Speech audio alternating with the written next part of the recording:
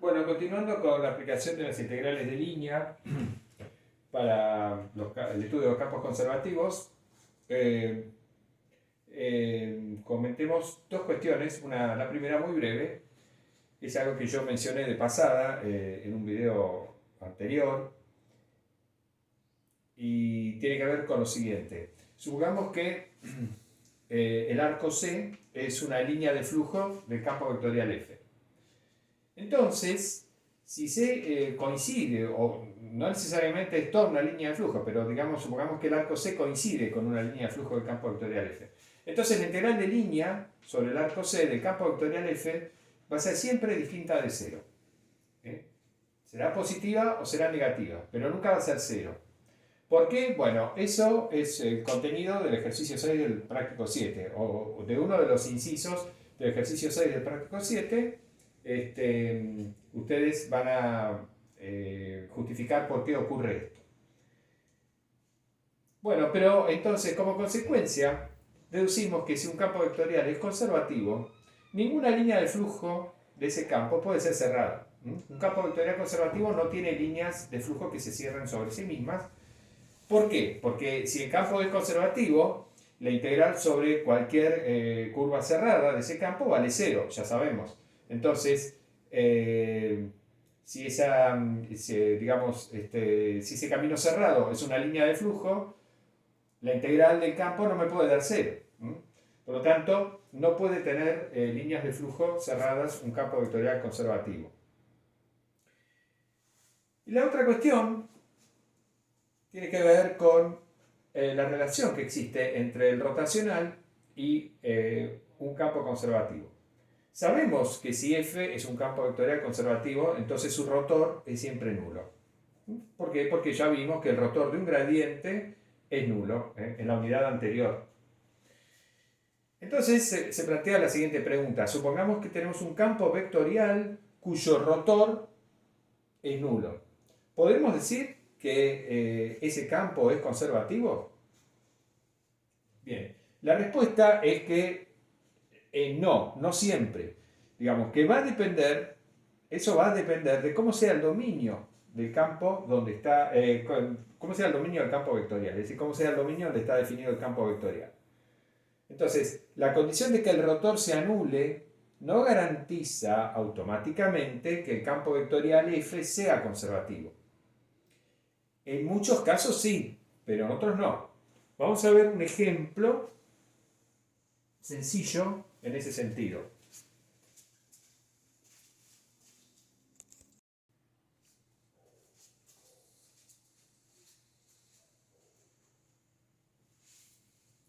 Vamos a considerar este campo vectorial.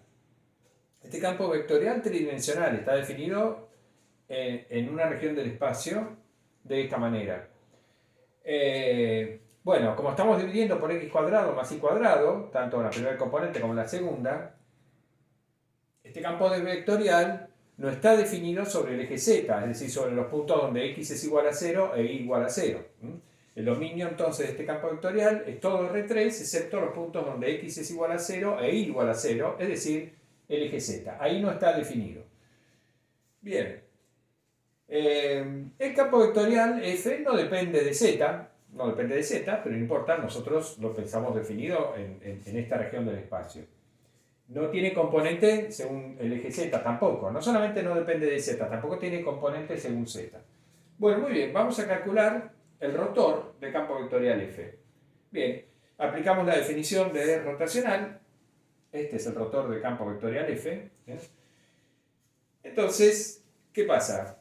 Bueno, como el campo no tiene componente según z, o sea, R es igual a 0, esto sería P de xy, esto sería Q de xy, P de x y z, Q de x y z, y R de x y z es igual a 0. Entonces, como R es constantemente igual a 0, esto es 0, esta derivada es 0, y como ni P ni Q dependen de z, entonces esta derivada es 0, esta derivada es 0. Entonces, las dos primeras componentes son nulas, porque esta derivada es 0 porque P no depende de z, esta derivada también es 0 porque Q no depende de z, y estas dos derivadas son nulas porque R es 0. Entonces, la única que sobrevive es la tercer componente del rotor, que sería esto. La derivada de Q respecto de X es la derivada de Q respecto de X menos la derivada de P respecto de Y. Como tengo un menos ahí, me va a quedar una suma. Bueno, cuando efectuamos estas derivaciones parciales, usando la regla de derivación de un cociente, lo que nos queda, esta derivada parcial me va a dar esto, y cuadrado menos x cuadrado, sobre x cuadrado menos y cuadrado elevado al cuadrado, y la derivada respecto de y, de este cociente, me va a dar aquello. Cuando sumo, me da 0. Por lo tanto, el rotor del campo vectorial F es idénticamente nulo en todo su dominio. El dominio es todo R3 menos el eje Z. Bien, ahí el rotor vale siempre 0. Entonces, ¿será conservativo este campo vectorial cuyo rotor es idénticamente 0? Bueno, para responder esa pregunta vamos a considerar esta trayectoria r de t igual a coseno de t, seno de t, 0.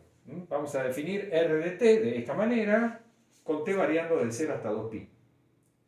Entonces, es una trayectoria cerrada, porque r en 0 me va a dar, voy a estar parado en el punto 1, 0, 0, y cuando t es igual a 2pi, voy a estar en el mismo punto, 1, 0, 0. De hecho, la curva asociada con esta trayectoria es la circunferencia en el plano XY de radio 1 con centro en el origen. Obviamente, estoy en el plano z igual a 0, esta trayectoria está siempre en el plano z igual a 0, y da una vuelta, solamente una vuelta, alrededor del eje Z. Bien, vamos a calcular la integral del campo vectorial F sobre esta trayectoria.